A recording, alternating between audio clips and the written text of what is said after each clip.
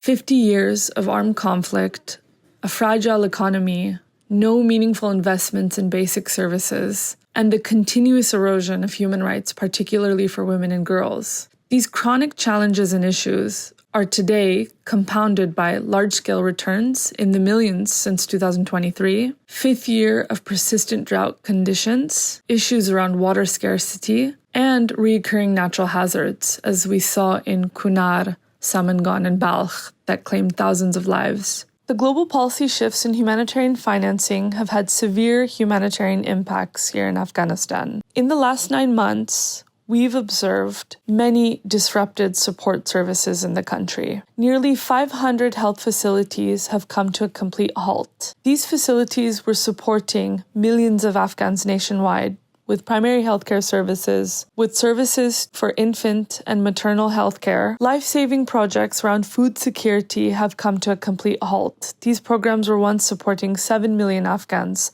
on an annual basis. It's quite worrying to see the protection services in Afghanistan that are really some of the first programs that are being cut, and the programs that we're not seeing a lot of renewed financing coming in. In the last 5 months, the Afghan Red Crescent Society faces mounting pressure, not only from the community to support with the various needs, but also to be able to deliver more with fewer resources.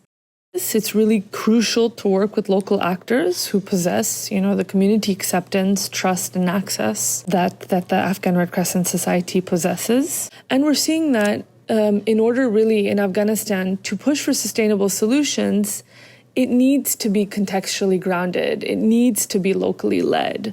But in order for there to be sort of long-term progress, it really depends on how we, as a collective, are empowering Afghan institutions so that communities are really leading the way to their own recovery.